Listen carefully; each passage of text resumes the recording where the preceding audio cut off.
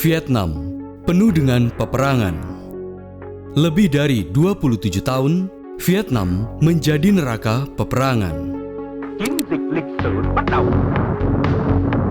Mei 1954, puluhan ribu gerilyawan Viet Minh menyerang dengan brutal pasukan Prancis di Dien Bien Phu.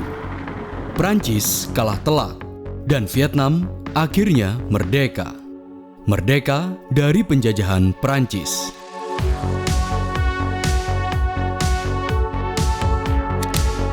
Namun, naas, Vietnam harus terbelah menjadi dua.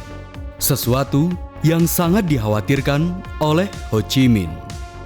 Konflik, pertempuran, bahkan kudeta berdarah kian mewarnai Vietnam. Vietnam Utara dan Vietnam Selatan saling melancarkan serangan satu sama lain. Sungguh sangat ironi. Namun, yang lebih ironi lagi, Vietnam menjadi medan perang dingin. This is a different kind of war. There are no marching armies or solemn declarations. But this is really war.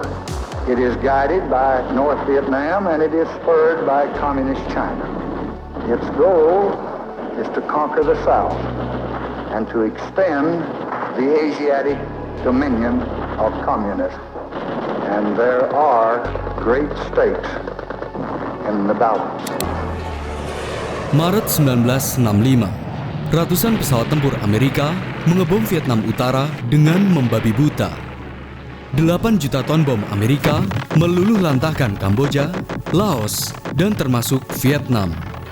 Seluruh wilayah Indochina hancur lebur. Inilah Perang Vietnam, perang yang paling mengerikan. Bahkan jauh lebih mengerikan daripada Perang Dunia Kedua. Lantas, mengapa Vietnam harus terpecah? Mengapa negeri para naga itu menjadi medan perang dingin? Dan mengapa Amerika dan sekutunya harus terlibat, bahkan menghancurkan Vietnam?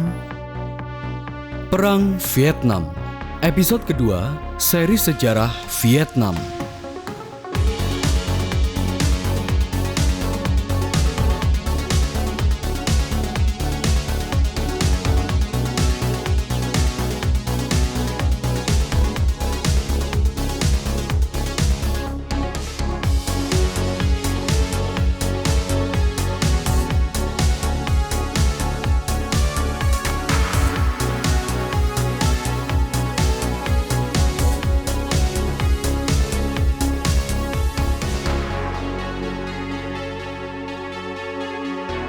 There's a long history of our effort to prevent Vietnam from falling under the control of the communists. That is what we are now attempting to do, and as the war has increased in scope, our assistance has increased as a result of the requests of the government.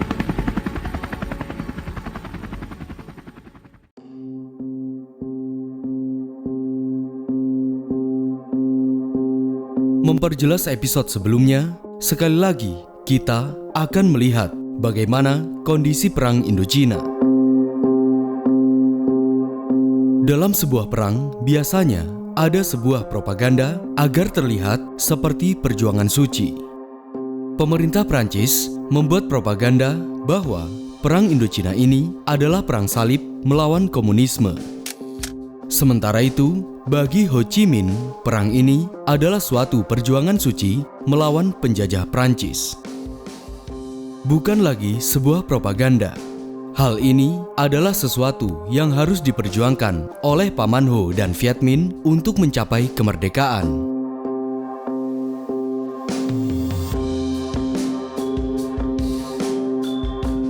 Memasuki tahun 1947, hanya terjadi pertempuran sporadis antara pasukan Viet Minh dan Prancis. Pasukan gabungan Prancis mulai menguasai kota-kota besar di Vietnam Utara.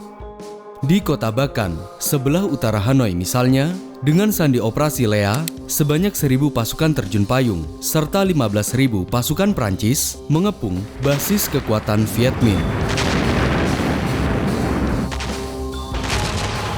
Dalam pertempuran ini, Viet Minh mengalami kerugian yang cukup besar. Sebanyak 9.000 pasukannya tewas. Jenderal Viet Minh Vo Nguyen Giap membawa pasukannya untuk mundur ke hutan-hutan, pedesaan, dan pegunungan. Vo Nguyen Giap yang dikenal sebagai Jenderal Jenius ini menggunakan taktik perang gerilya ala Mao Zedong. Di hutan-hutan dan pegunungan, Jenderal Vo Nguyen Giap dan pasukannya membangun basis militer dan berbagai tempat persembunyian. Selain itu, Viet Minh juga bekerja sama dengan penduduk lokal. Mereka dijadikan sebagai informan sekaligus mengantarkan bantuan logistik. Semua itu untuk keberhasilan perang gerilya. Rencananya, jika pasukan Prancis datang, pasukan Viet Minh akan segera mengepung dari tempat persembunyian dan melumat habis pasukan Prancis. Sementara itu, pasukan gabungan Prancis terus-menerus mengejar dan mencari tempat persembunyian pasukan Viet Minh. Namun, mereka kewalahan dan bahkan frustasi. Pasukan Prancis melihat Viet Minh seakan meleleh ke dalam hutan, sulit ditangkap dan mudah hilang. Prancis mengalami kebuntuan. Alhasil, pihak Prancis pun menggunakan langkah solusi politik.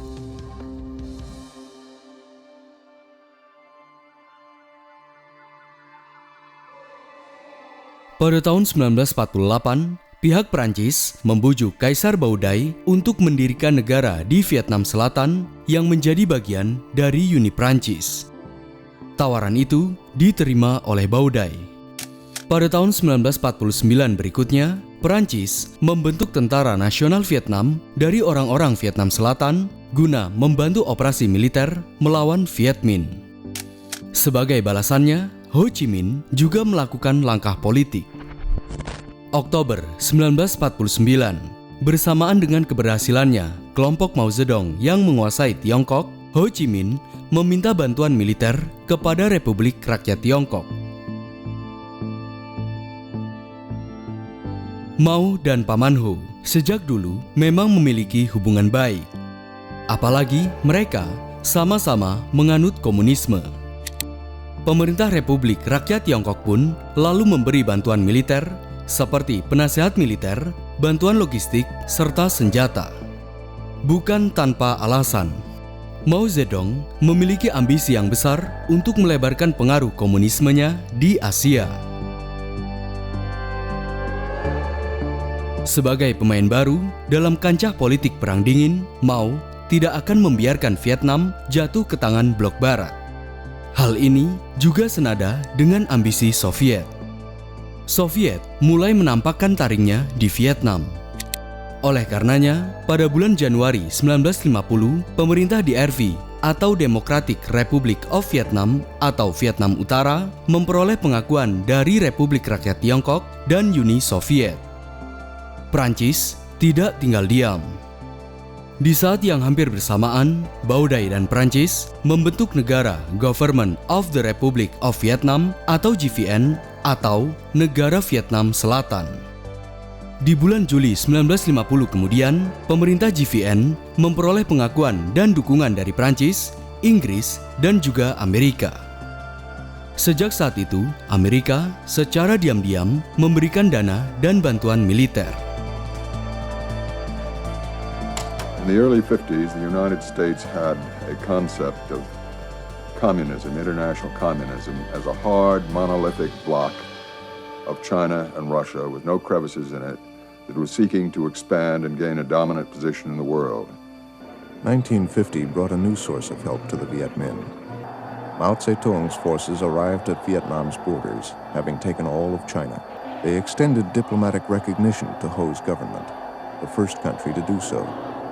The Soviet Union followed quickly, and a week later, the United States recognized Baudai's rival state. Lines were being drawn in a continuing Cold War.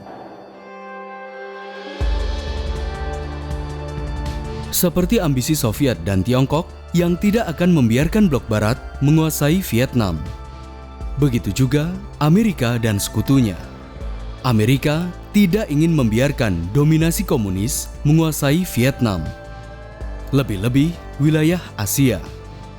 Apalagi kala itu Perang Korea antara Korea Utara yang didukung Tiongkok dan Soviet dan Korea Selatan yang didukung Amerika dan sekutunya terjadi. Perang Dingin berubah menjadi semakin tegang di Asia. Kini, Vietnam menjadi wadah bagi Perang Dingin antara blok komunis Soviet Tiongkok dan blok kapitalisme Amerika Inggris. Pada akhirnya, sesama saudara Vietnam saling berperang satu sama lain. Perang Indochina masih belum usai. Jenderal Giap menunggu saatnya tiba menyerang pasukan Prancis. Lost myself to find myself. I lost myself in you. Perang Indochina semakin hari semakin sengit. Kali ini Prancis memperoleh bantuan dari Amerika. Begitu juga Viet Minh yang memperoleh bantuan militer dari Tiongkok. Pihak Prancis berupaya mengejar dan meluluhlantahkan tempat persembunyian Viet Minh. Sementara Viet Minh berusaha menjebol benteng pertahanan Prancis. Dengan sandi Operasi Li Hongpong pada bulan Februari 1949, pasukan Viet Minh mulai melancarkan gerakan gerilyanya dan berhasil menguasai perbatasan Lao Cai di lembah tinggi Sungai Merah. Selama berbulan-bulan kemudian, mereka berhasil menguasai wilayah utara Tonkin. Sementara itu, pasukan Prancis mundur dan memperkuat pertahanannya. Pada bulan Desember 1950, pasukan Prancis mulai membangun garis de Latre atau garis benteng pertahanan dari Hanoi ke Teluk Tonkin untuk melindungi Tonkin terhadap kemungkinan invasi Tiongkok dan mencegah infiltrasi Viet Minh. Di saat bersamaan, secara mengejutkan, Pho Nguyen Giap dan 20.000 pasukan Viet Minh melancarkan serangan terbuka di barat laut Hanoi. Namun, karena supremasi udara yang begitu kuat, pasukan Prancis berhasil mengalahkan Viet Minh. Sekitar 6.500 pasukan Viet Minh tewas. Viet Minh tidak menyerah. Di bulan Maret 1951 kemudian, sebanyak 11.000 pasukan Viet Minh melakukan serangan ke Mau Khe. Namun, artileri Prancis berhasil menangkis serangan mereka. Pada akhirnya, Giap dan Viet Minh kembali gagal. Sekitar 3.000 pasukan Viet Minh tewas. Giap tidak menyerah.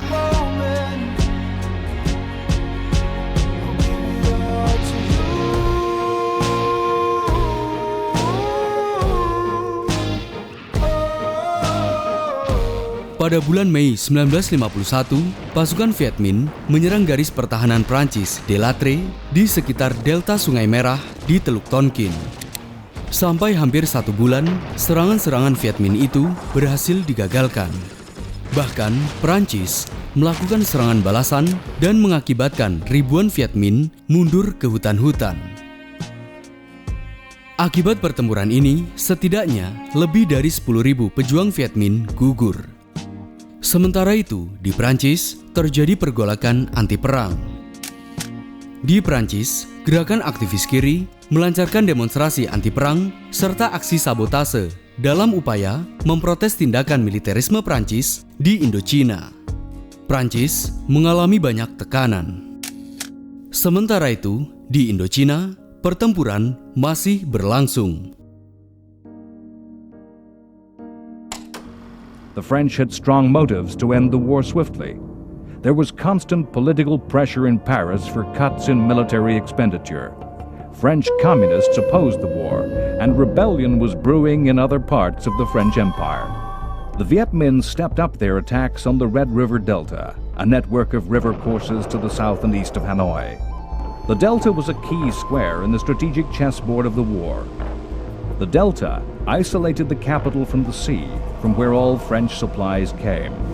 Throughout the war, the Delta was to be the scene of constant violence, sometimes of a major offensive, always of infiltration and terrorist attack.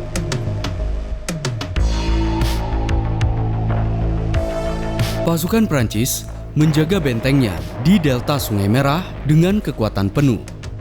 Berbagai serangan Viet Minh terus-menerus mengalami kegagalan. Sebaliknya, serangan Prancis juga tidak menuai hasil yang memuaskan. Kini, Prancis lelah dengan seluruh pertempuran ini. Kerugian juga tak kalah besarnya dengan Viet Minh. Lantas, beberapa pasukan Prancis mempertanyakan, untuk apa sebenarnya perang ini?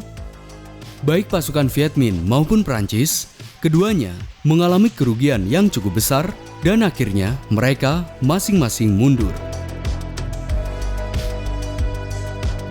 Memasuki tahun 1953, Phu Nguyen Giap mulai merubah strategi serangan selanjutnya. Dia berencana akan menekan Prancis di Laos dan akan memindahkan pasukan dan perbekalan mereka ke daerah-daerah terpencil ke Laos.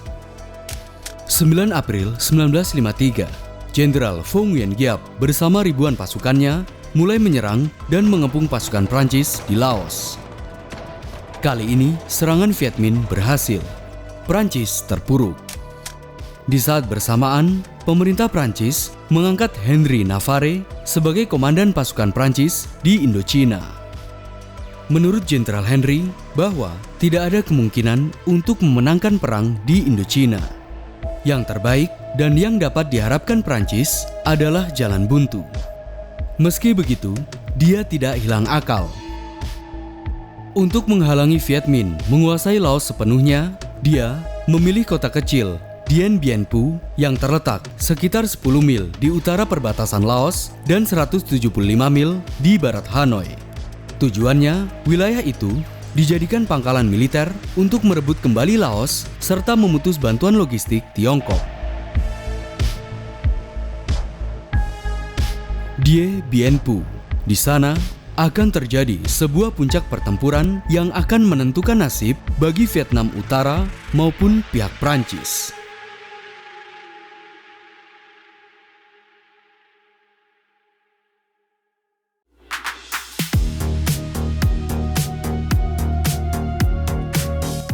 Sebenarnya, para petinggi Prancis enggan untuk menyerang Laos dan membiarkannya begitu saja. Namun, berbeda dengan Jenderal Henry Navarre. Henry sangat getol ingin menyerang Viet Minh di Laos dan berdasarkan pengamatan, dia menargetkan wilayah kecil di sana, yakni Dien Bien Phu. Akhirnya, pada tanggal 20 November 1953, dengan sandi Operasi Castor, lebih dari 9.000 pasukan terjun payung Prancis mendarat di Dien Bien Phu. Pendaratan mereka berjalan mulus, meski ada beberapa serangan kecil. Di sana, mereka membangun 9 benteng di bukit-bukit guna memperkuat pertahanan. Bahkan, juga membangun parit pertahanan yang melingkari Dien Bien Phu. Semakin hari, Prancis menambah pasukannya hingga 20.000 pasukan dengan kekuatan 40 tank dan 100 pesawat tempur. Di Bien Phu, kini menjadi basis pangkalan militer Prancis. The French build a chain of fire bases on small hills across the valley. The 7 main strong points are called Claudine, Huguette, Dominique, Eliane, Gabrielle, Beatrice, and Isabelle. Sementara itu, Jenderal Giap berupaya untuk mengganggu perjalanan pasukan Prancis ke Dien Bien Phu melalui hutan dan pegunungan. Setelah itu, Jenderal Giap membawa 49.500 pasukannya serta 15.000 para pekerja kasar ke bukit-bukit di sekeliling lembah dekat Dien Bien Phu. Penasehat militer Tiongkok mengatakan kepada Giap untuk melenyapkan musuh sepenuhnya dan meraih kemenangan akhir dalam kampanye. Anda harus menggunakan tembakan artileri yang dahsyat.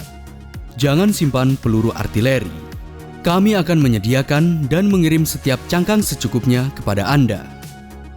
Sebanyak 600 truk-truk Tiongkok dan Soviet pun mulai berdatangan membawa bantuan perbekalan dan senjata, juga peluru. Para pekerja Viet Minh membangun pangkalan, tempat persembunyian pasukan maupun artileri, hingga membuat kamuflase artileri dari kayu. Bahkan, mereka juga membuat terowongan bawah tanah guna menyimpan persembunyian pasukan serta meriam. Mereka hanya bersenjata artileri berat.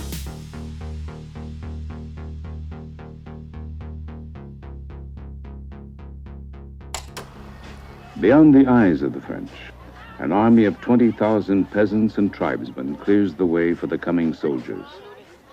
They labor to open up jungle trails, a human convoy stretching 500 miles from the supply depots at the Chinese border. The French believe their defenses can contain any attack. French intelligence knows the communists are bringing in heavy guns, but artillery experts underestimate their caliber and accuracy. Di lain sisi, karena situasi perang di Indochina yang semakin hari semakin merugikan kedua belah pihak, baik Viet Minh maupun Prancis, pada bulan Februari 1954, dalam konferensi di Berlin, Menteri Luar Negeri Soviet Vyacheslav Molotov mengusulkan sebuah wacana perdamaian. Akhirnya, diputuskanlah diadakan konferensi di Jenewa, Swiss yang membahas terkait Perang Korea dan kemudian Perang Indochina. Konferensi ini akan melibatkan pihak Soviet, Cina, GVN atau Vietnam Selatan, DRV atau Vietnam Utara, Prancis, Inggris, dan Amerika. Konferensi Jenewa diadakan pada tanggal 26 April 1954. Amerika menolak konferensi perdamaian karena melibatkan Cina. Bahkan, Menteri Luar Negeri Amerika, John Foster Dulles, tak sudi bertemu dengan delegasi Cina. Padahal, pihak Inggris dan Prancis menyetujui wacana perdamaian itu meski menghadirkan pemain baru, yakni Tiongkok. Secara tidak langsung, Amerika terkucilkan. Amerika muak dengan Inggris dan Prancis. Bagi Amerika, lebih baik Prancis mundur saja dari Indochina dan pemerintah Eisenhower akan terus mengintervensi masalah Indochina dan membentuk Indochina baru. Pada akhirnya, John Foster Dulles menarik diri dari konferensi dan digantikan wakilnya. Terjadi perdebatan panjang dan menegangkan. Dari masing-masing pihak memiliki kepentingannya masing-masing. Namun, yang tak kalah menegangkan yakni pertempuran di Dien Bien Phu. Now General Giap, reviewing his 50,000-man force on the eve of battle, defines his tactics. He tells his staff, strike surely and advance surely. Strike to win. Strike only when success is certain. To make success more likely, Giap has secreted his heavy guns in fortifications carved out of the mountains. The guns overlook the French but are virtually undetectable. Sejak bulan Januari 1954, pasukan Viet Minh mulai bergerak laju menuju Dien Bien Phu. Dan 2 bulan kemudian, tepatnya di tanggal 13 Maret 1954, pasukan Viet Minh melepaskan 9.000 peluru meriamnya.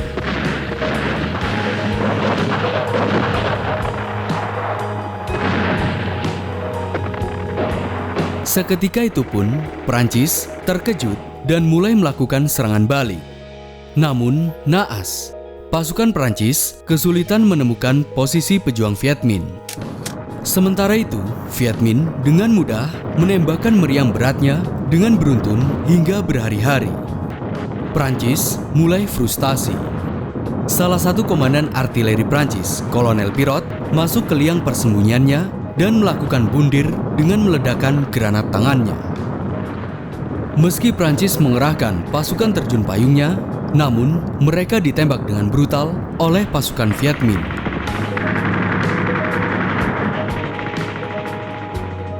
Baru kali ini, Prancis mengalami betapa mengerikannya neraka pertempuran ini.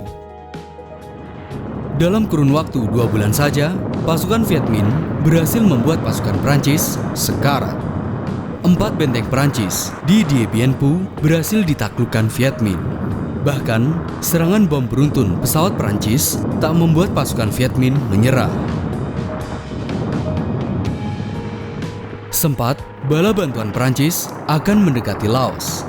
Namun, dihalangi oleh kepungan tentara Viet Minh di hutan-hutan yang lebat. Lebih dari itu, pesawat-pesawat Amerika yang disamarkan dengan simbol Prancis mulai berdatangan dan mengebom Dien Bien Phu. Dengan serangan ini, Prancis berharap akan meruntuhkan moral Viet Minh. Namun, ternyata salah. Justru, semangat Viet Minh semakin berkobar. Meski Viet Minh kehilangan separuh pasukannya, mereka seakan menghirup udara segar. Kemenangan sudah di depan mata. Mereka seakan pelan-pelan melukai gajah yang sedang sekarat.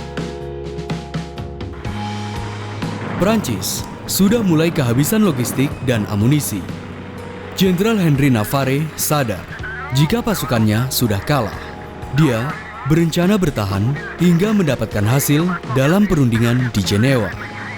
Namun naas.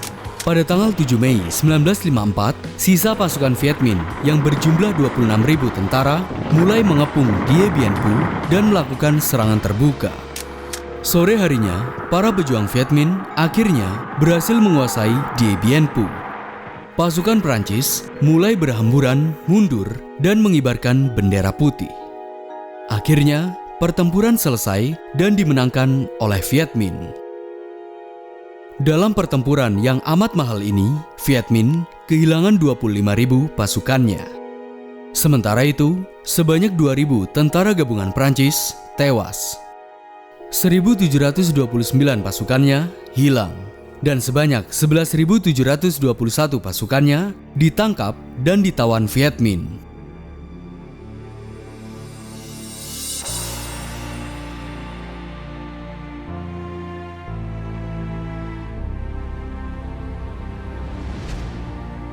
Kekalahan telak Prancis di Dien Bien Phu memberi jawaban dalam konferensi di Jenewa. Oleh karenanya, perwakilan Vietnam Utara mengusulkan untuk seluruh daratan Vietnam diakui. Namun, pihak Prancis menolak, karena baginya situasi ini bukanlah saatnya. Yang terpenting saat ini adalah gencatan senjata dari kedua belah pihak. Singkat kisah, mayoritas perwakilan mendukung upaya pemisahan Vietnam, Vietnam Selatan, dan Vietnam Utara. Paman Ho tidak menyetujui hal itu karena hanya akan melahirkan konflik yang lebih panjang. Dia sendiri sudah lama mengidam-idamkan persatuan bagi Vietnam.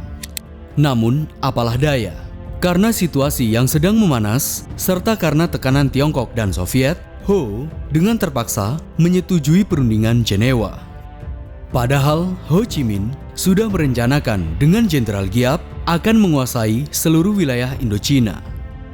Perdana Menteri Tiongkok Zhou Enlai berusaha untuk meredam amarah Ho Chi Minh dan membujuknya agar mengikuti proses perundingan. Karena saat ini, inilah yang diperlukan. Untuk menghindari keterlibatan Amerika di Indochina, Perdana Menteri Cina Zhou Enlai mengusulkan agar Kamboja dan Laos diberikan kemerdekaan, dan Vietnam akan dibagi menjadi dua bagian. Seluruh delegasi menyetujui hal itu, kecuali pihak Viet Minh dan Amerika. Karena bagaimanapun hal ini untuk mencegah keterlibatan Amerika di Indochina. Paman Sam bersumpah, jika konferensi ini gagal dan tidak menguntungkannya, maka pemerintah Eisenhower akan menurunkan militernya ke Indochina. 21 Juli 1954, akhirnya perundingan di Jenewa menghasilkan kesepakatan. Pertama, daratan Vietnam dibagi menjadi dua bagian, Vietnam Selatan dan Vietnam Utara berdasarkan garis lintang utara 17 derajat. Kedua, memberi kemerdekaan kepada negara Kamboja dan Laos. Ketiga, diadakan pemilu pada Juli 1956 untuk menentukan sistem pemerintahan masing-masing negara. Keempat, militer di seluruh Indochina harus mundur ke tempat asal. Dan yang kelima, dua negara, baik Vietnam Utara dan Selatan, dilarang untuk beraliansi dengan aliansi militer. Pada akhirnya, Vietnam kembali terbelah menjadi dua, Vietnam Utara dan Vietnam Selatan.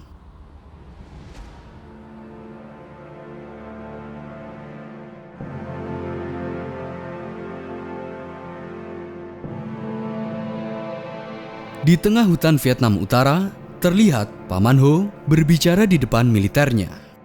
Mereka terlihat bahagia karena mereka menang telak dalam pertempuran Dien Bien Phu. Untuk sesaat, Paman Ho terlihat bahagia. Dia membagikan medali kepada militernya sebagai bentuk penghargaan atas jasa mereka mengusir penjajah. 9 Oktober 1954, sebuah iring-iringan parade militer di Hanoi disambut warga Vietnam dengan meriah.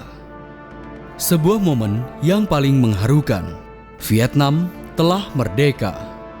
Pekikan merdeka bergemuruh di kota Hanoi. Ho Chi Minh mendapat sambutan hangat. Dia lalu berpidato kepada rakyatnya bahwa ini adalah awal perjuangan. Selagi Vietnam belum bersatu, maka perjuangan akan terus berlanjut, bahkan lebih berat. Paman Ho khawatir akan pecahnya Vietnam, karena hal ini hanya akan melahirkan konflik kembali dan memperkuat keterlibatan Amerika. Paman Ho sebenarnya curiga jika kondisi ini adalah kondisi di mana Vietnam belum benar-benar merdeka. Dia baru sadar jika kesempatan emas hilang dan tertunda. Oleh karenanya, Ho Chi Minh tidak akan tinggal diam. Sebaliknya, Amerika juga tidak akan membiarkan wabah komunisme merebak di bumi Vietnam. Dengan demikian, Vietnam menjadi wadah baru dalam Perang Dingin. Dan Perang Vietnam kedua hanya tinggal menunggu waktu saatnya tiba.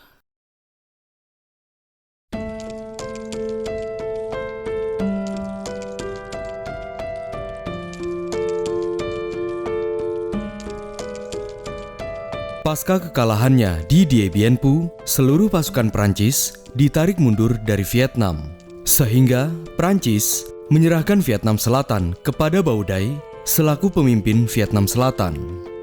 Bao Dai pun menunjuk Ngo Dinh Diem sebagai Perdana Menterinya. Namun, tidak berlangsung lama. Pada tanggal 22 Oktober 1955, Bao Dai diruntuhkan oleh Ngo Dinh Diem karena Bao Dai menginisiasi penyatuan Vietnam. Tak lama setelah menjabat, di tahun 1955, Presiden Amerika Dwight D. Eisenhower meresmikan dukungannya kepada Vietnam Selatan. Kini, Amerika sudah melibatkan dirinya secara terang-terangan ke dalam konflik Vietnam. The cost of defending freedom, of defending America, must be paid in many forms and in many places. Unassisted, Vietnam cannot, at this time, produce and support the military formations essential to it. Military, as well as economic help is currently needed in Vietnam. Washington lalu memberikan bantuan senjata serta bantuan pelatihan militer di Vietnam Selatan.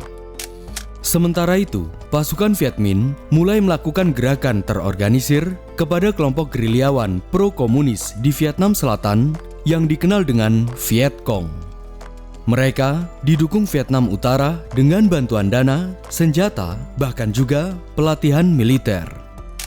Akibat hal ini, tak berselang lama, pasukan pemerintahan Diem yang dibantu Amerika dan CIA meluncurkan kampanye kecam komunis di mana orang-orang komunis dan kelompok anti pemerintah ditangkap, dipenjara, disiksa, bahkan dieksekusi dengan brutal, termasuk puluhan ribu gerilyawan Viet Cong. New techniques in jungle warfare are being mounted against the rebels in South Vietnam with rousing success. Helicopter forays, christened Eagle Flights, carry small detachments of Vietnamese troops into the swamps and jungles of the Cao Peninsula, where Viet Cong guerrillas have successfully eluded pursuit on the ground. Whirlybirds swoop in to deposit soldiers where rebels have been reported, and the troops quickly spread out through swamp and jungle to surround the communist enemy. Usually, the rebels quickly fade from villages, but a pincer attack flushes them from the surrounding jungles. A successful airstrike like this one will bring in prisoners by the dozen, a new kind of warfare that is turning the tide of battle. Vietnam Utara mengecam tindakan ini. Situasi ini semakin membuat kedua belah pihak, baik utara maupun selatan, kian memanas. Sebagai seorang Katolik yang pro-Amerika, Ngo Dinh Diem tak lebih baik daripada Bao Dai. Pemerintah Diem bersifat otoriter dan nepotistik. Seluruh pemerintahannya dikuasai oleh keluarganya. Hampir seluruh kebijakan sangat pro-Katolik dan menindas kaum Buddhis di Vietnam Selatan. Dikatakan seringkali polisi-polisi Vietnam Selatan menangkap dan melakukan tindakan kekerasan terhadap orang Buddha. Protes dan kerusuhan terjadi di Vietnam Selatan. Di tahun 1957 misalnya, pasukan Vietcong dan kelompok anti pemerintah selatan mulai melancarkan kampanye pembersihan pengkhianat dengan membunuh dan menangkap para pejabat selatan. Kerusuhan dan baku tembak terjadi di mana-mana. Kondisi Vietnam Selatan sedang tidak stabil, bahkan meluas hingga ke Laos dan Kamboja. Ketidakstabilan Vietnam Selatan memberi peluang kepada Vietnam Utara semakin gencar untuk mendukung kelompok anti pemerintah dan Vietcong di selatan. Memasuki tahun 1960, situasi di Vietnam Selatan semakin memprihatinkan. Kelompok anti pemerintah semakin meluas. Bahkan mereka kemudian membentuk kelompok National Liberation Format atau NLF. Mereka melancarkan berbagai perlawanan terhadap pemerintahan Ngo Dinh Diem. Amerika curiga jika NLF dan seluruh kerusuhan ini didalangi oleh Vietnam Utara. Dan oleh karenanya, Amerika semakin menggelontorkan militernya ke Vietnam Selatan. Presiden Amerika John F. Kennedy yang baru dilantik pada tanggal 20 Januari 1961 ini mewarisi kebijakan Perang Dingin dari Truman dan Eisenhower. Presiden JFK mengirim 16.000 militer Amerika ke Vietnam Selatan. Selang beberapa tahun kemudian, sebuah peristiwa terjadi di Vietnam Selatan.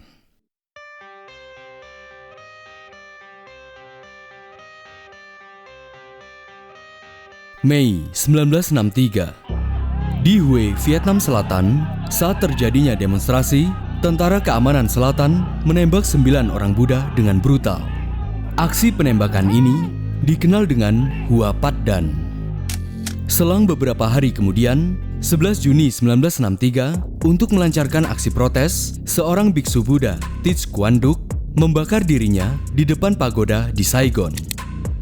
Foto kematian yang diambil oleh salah satu jurnalis dipublikasikan di seluruh dunia sebagai judul The Ultimate Protest. Peristiwa ini menjadi sorotan dunia internasional. Begitu juga Washington. Sejak saat itu, John F. Kennedy enggan bertemu dengan Ngo Dinh Diem karena dianggap tidak becus menghadapi rakyatnya. Sementara itu, Washington menerima informasi jika para jenderal Vietnam Selatan akan melancarkan kudeta terhadap pemerintah Ngo Dinh Diem. Washington pun memberi jaminan kepada para jenderal itu bahwa Gedung Putih tidak akan mengganggu. Pada tanggal 2 November 1963, terjadi sebuah kudeta militer di pemerintahan selatan. Ironisnya, Presiden Vietnam Selatan Ngo Dinh Diem tewas dalam kudeta itu. Peristiwa ini begitu mengejutkan dunia, bahkan Amerika sekalipun. Washington hanya mengira jika itu hanyalah kudeta tak berdarah. Oleh karenanya, pemerintah JFK menduga jika tewasnya Ngo Dinh Diem didalangi oleh Vietcong.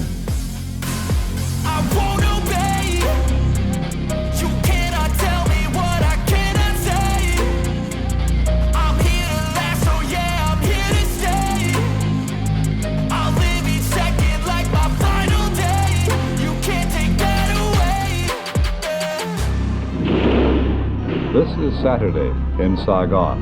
The battle for the city went on for 18 hours, and most of it was centered on the presidential palace, where two men stubbornly held out until the end. This is the palace. Just after 6:30 in the morning Saturday Saigon time, a white flag fluttered out a window of the presidential palace, and the shooting ceased. By early next morning, Diem realizes his presidency is lost. He offers his surrender to the coup leaders, but hides his exact location. At 6:50 a.m., Diem and his brother phone the generals and surrender to a military guard sent to arrest them. The two brothers are executed by their captors. Meski mengalami pergantian pemerintahan, pemerintah Vietnam Selatan masih tetap pro dengan Amerika. Sementara itu, di Amerika juga terjadi sebuah peristiwa. Selang 3 minggu setelah tewasnya Ngo Dinh Diem, pada tanggal 22 November 1963, dalam iring-iringan mobil kepresidenan, Presiden Kennedy ditembak kepalanya dan kemudian meninggal.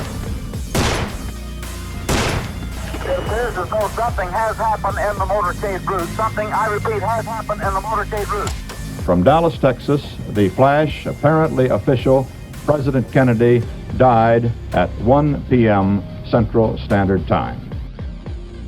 Amerika sedang berkabung. Dan di saat bersamaan muncul sosok presiden baru yang akan mewarisi kebijakan Perang Dingin Amerika di Vietnam. Lebih dari itu, suatu hari nanti akan terjadi suatu peristiwa penting yang menjadi awal terjadinya Perang Vietnam.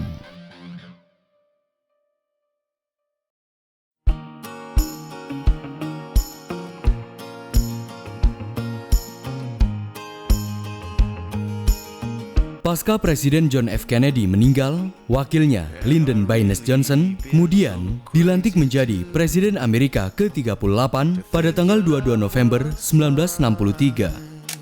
Selang 2 hari pelantikannya, dia mengatakan pertempuran melawan komunisme harus dipadukan dengan kekuatan dan tekad. Berpegang teguh dalam argumen efek domino, Presiden Johnson tetap melanjutkan perjuangan Washington untuk membasmi komunis di Vietnam. Hanya saja, dia menunggu saatnya tiba untuk melancarkan program intervensinya di Vietnam. Dan kesempatan itu tiba. 1964, terjadi sebuah insiden di Teluk Tonkin. 1 Agustus 1964, kapal USS Maddox tengah melakukan patroli di perairan Teluk Tonkin, teritori Vietnam Utara. Kapal Vietnam Utara berhasil melacak keberadaan kapal Amerika melalui radar. Awalnya, kapal-kapal Vietnam Utara membiarkannya. Esok harinya, mereka kembali menemukan kapal USS Maddox. 3 kapal torpedo Vietnam Utara pun membuntuti kapal Amerika. Mengetahui hal ini, USS Maddox segera melepaskan 3 tembakan peringatan.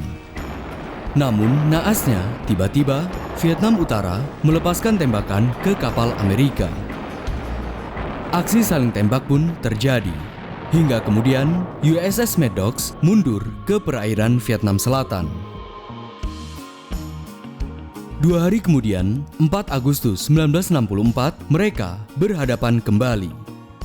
USS Maddox dan USS Turner Joy kembali melakukan patroli di Teluk Tonkin. Malam harinya, kapal-kapal Amerika itu menangkap radar, sonar, dan radio tentang keberadaan musuh yang mereka yakini sebagai sinyal serangan. Akhirnya, kapal-kapal Amerika menyerang kapal-kapal Vietnam Utara. Kapal-kapal Vietnam Utara pun melancarkan serangan balasan dengan melepaskan senapan-senapan mesinnya hingga berjam-jam.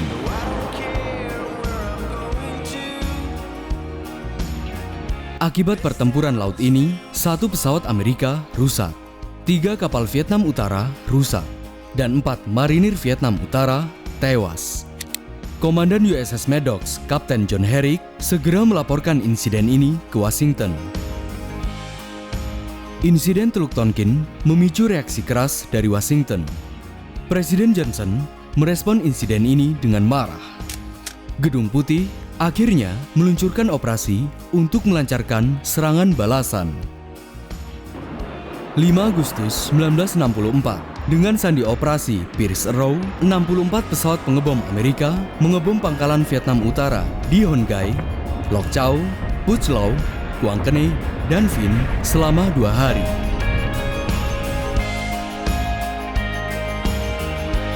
(7 Agustus 1964 berikutnya, Kongres Amerika mengeluarkan resolusi Teluk Tonkin. Resolusi ini memberikan wewenang kepada Presiden AS Lyndon B. Johnson untuk mengerahkan pasukan ke Vietnam dan memulai perang terbuka. Meskipun Presiden Johnson tidak mengumumkan perang secara resmi, namun sang presiden sudah siap mengirimkan banyak pasukan ke Vietnam Selatan untuk membasmi Vietcong dan menyerang Vietnam Utara. Pada akhirnya, Insiden Teluk Tonkin ini memulai reaksi yang mengarah pada awal Perang Vietnam. Akhirnya, Perang Panjang Vietnam pun dimulai. As the crisis in Vietnam deepened, the pressure on President Johnson to take strong action grew almost intolerable.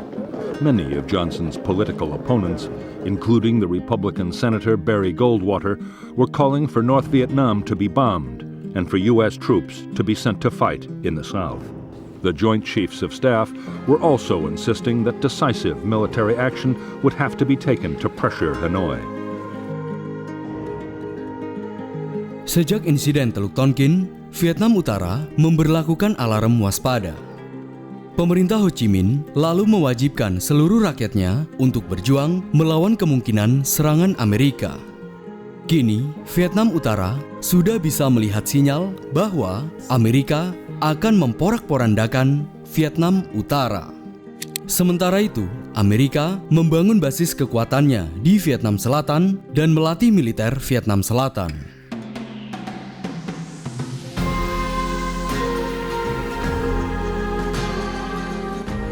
Popularitas Johnson begitu meningkat. Mayoritas Kongres Amerika mulai menunjukkan jika mereka menginginkan Amerika segera menerjunkan militernya untuk menekan Vietnam Utara dan menghancurkan Viet Cong. Dan pada tanggal 7 Februari 1965, sebuah serangan mengejutkan Washington. Sebanyak 300 pasukan Viet Cong menyerang pangkalan udara AS di Camp Holloway, Pleiku, Vietnam Selatan. Serangan tiba-tiba itu mengakibatkan pangkalan dan 25 pesawat tempur Amerika hancur. Sementara itu, sebanyak 7 pasukan AS tewas dan 104 lainnya luka-luka.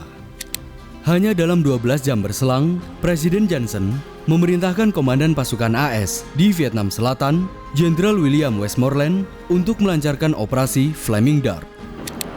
11 Februari 1965, dari Pangkalan Udara Da Nang dan Bien Hoa, Vietnam Selatan, sebanyak 49 pesawat tempur dan pembom AS menghancurkan basis-basis pasukan Viet Cong di Dong Hoi, Vietnam Utara. Akibatnya, sebanyak 22 kamp militer Vietnam Utara hancur. Situasi ini semakin membuat Ho Chi Minh dan Jenderal Giap semakin khawatir. Mereka melihatnya serangan Amerika semakin dekat. Jenderal Giap pun langsung memberi arahan kepada seluruh pasukan dan pekerjanya untuk menjaga komunikasi dan transportasi, serta mengantisipasi kehancuran total seluruh negeri, termasuk Hanoi dan Haiphong. Sementara itu, Washington telah mempersiapkan sebuah operasi besar untuk mengebom Vietnam Utara. Sebuah operasi serangan udara yang mengerikan. Operasi Rolling Thunder.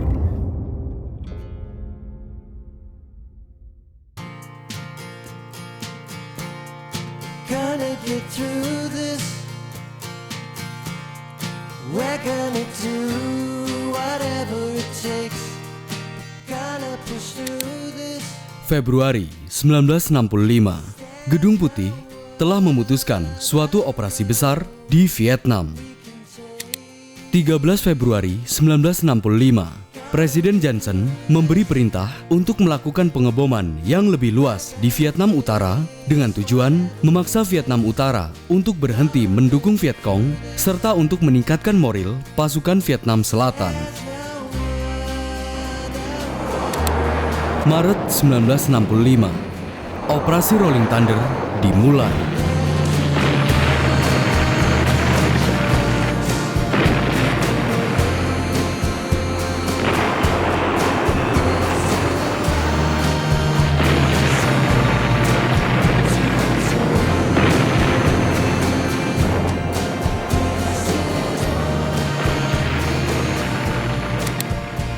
Maret 1965, dari masing-masing pangkalannya, sebanyak 104 pesawat tempur Amerika dan 12 pesawat Vietnam Selatan terbang ke Vietnam Utara.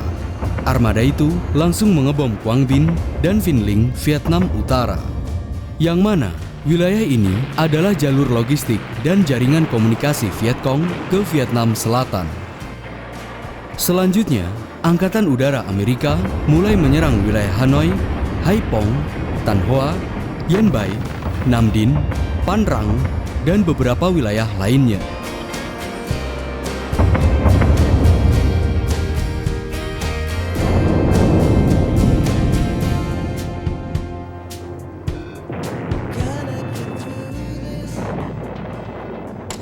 This first day, the jets delivered 200 tons of ordnance. In 8 years of air war in North and South Vietnam, the U.S. will drop close to 8 million tons of bombs, quadruple the tonnage used throughout World War II. We are making progress. We are pleased with the results that we're getting. We are inflicting greater losses than we're taking. Pada awalnya, operasi ini hanya dilancarkan sampai 5 minggu. Namun, Amerika merubahnya menjadi sebuah program tetap, yang artinya operasi ini akan berhenti jika Vietnam Utara menyerah. Di samping itu, Amerika terus-menerus mengirim tentaranya sampai 300.000 pada sepanjang tahun 1965. Bahkan, sekutu-sekutu Amerika seperti Korea Selatan, Thailand, New Zealand, dan Australia juga ikut membantu mengirimkan pasukannya ke Vietnam Selatan.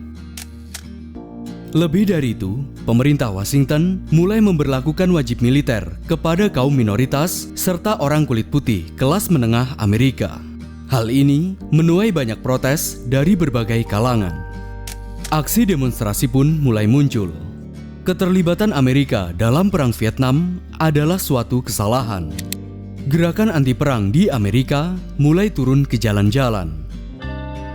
Lebih dari 100.000 para aktivis, seniman, guru, dosen, dokter, para pendeta, para biarawati, bahkan mahasiswa pun melancarkan protes kepada Gedung Putih. Mereka menuntut agar pemerintah Washington menghentikan perang di Vietnam.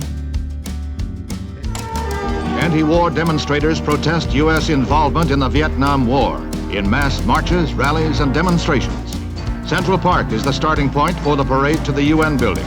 The estimated 125,000 Manhattan marchers include students, housewives, beatnik poets, doctors, businessmen, teachers, priests, and nuns. Makeup and costumes were bizarre.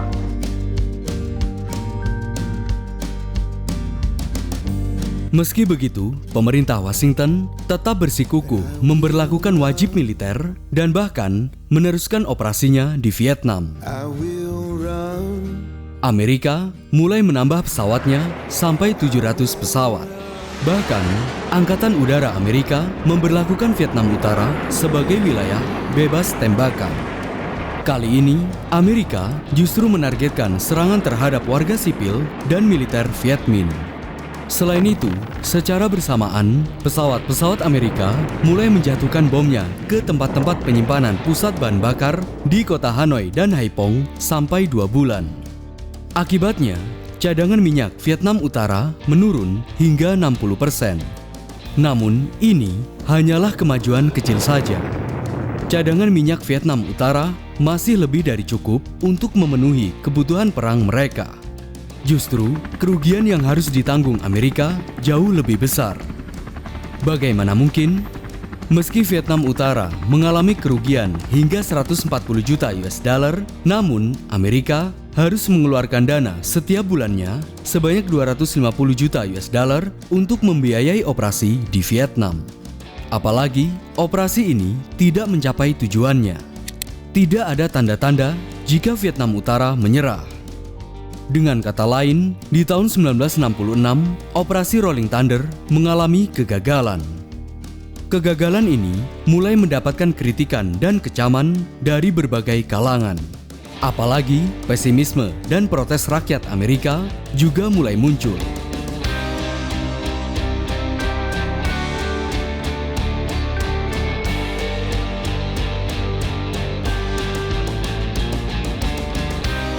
Meski begitu, Washington masih bersikukuh melanjutkan operasi. Tentunya, hal ini membuat Presiden Johnson memaksa pemerintahannya untuk meningkatkan taraf operasi Rolling Thunder yang mana awalnya hanya menargetkan pangkalan militer saja, kini ditambah dengan sasaran industri modern. Operasi Rolling Thunder pun pada akhirnya dilanjutkan, bahkan lebih brutal.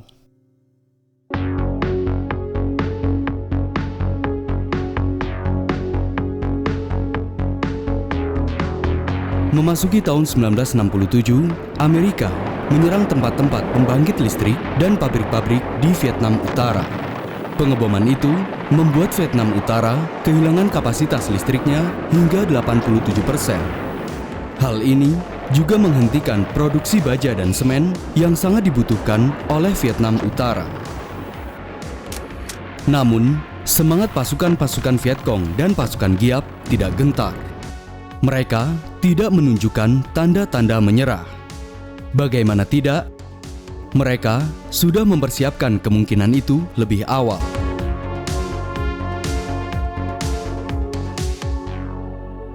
Dengan berbagai terowongan bawah tanah yang dibangun sejak tahun 1948 dan diperluas pada tahun 1964 ini, dimanfaatkan sebagai tempat persembunyian, jebakan, sumur, bahkan sebagai dapur, dan sebagai tempat untuk merawat orang-orang yang terluka.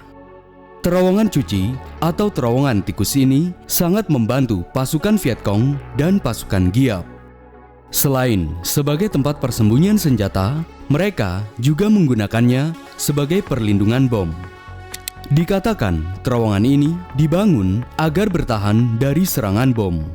Maka tak heran serangan bom Amerika ini tak bisa membuat pasukan Vietnam Utara menyerah begitu saja. Bahkan mereka pun justru melancarkan serangan balasan. Dengan 1.500 senjata anti pesawat serta ribuan senjata lainnya bantuan Soviet dan Tiongkok, pasukan Vietcong menembaki pesawat-pesawat Amerika. Tercatat, sampai tahun 1967, sebanyak 362 pesawat Amerika berhasil dijatuhkan di Vietnam Utara. Selain Soviet dan Tiongkok, Korea Utara pun turut serta membantu Vietnam Utara. Pemerintah Korea Utara lalu mengirim skuadron tempur, senjata, amunisi, dan 2 juta set seragam ke Vietnam Utara di Hanoi. Korea Utara juga mengirimkan 2 resimen artileri anti pesawat. Kim Il-sung, pemimpin Korea Utara, menegaskan sebuah propaganda kepada para pilotnya agar berperang seakan-akan langit Vietnam adalah langit Korea. Bayangkan saja, ini adalah perang Korea. Pertaruhkan nyawamu untuk komunisme.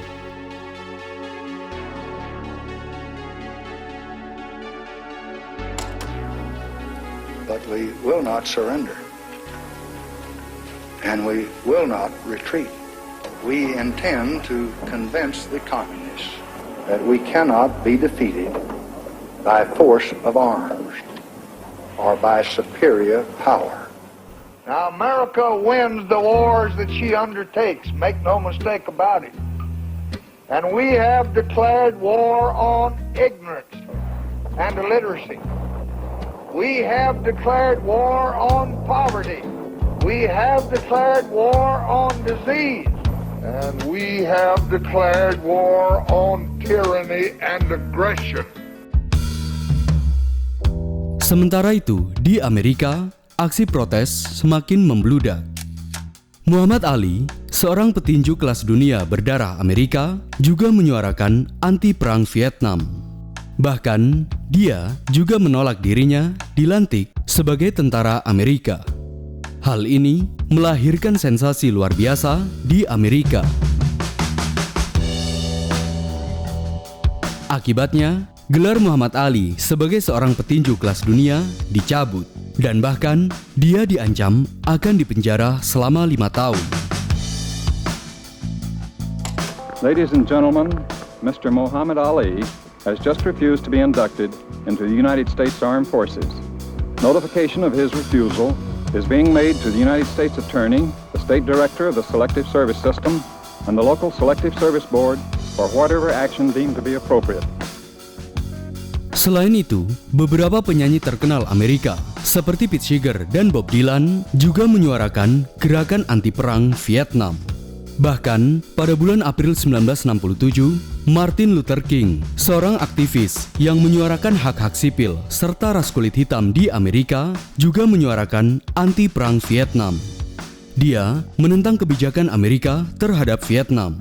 Dia menyebut Amerika sebagai penyedia kekerasan terbesar di dunia. Apalagi Martin Luther King kemudian mengusulkan agar gerakan hak-hak sipil serta gerakan anti-perang Vietnam disatukan. Of the outpouring of concern and dissent concerning the unjust, immoral war taking place in Vietnam.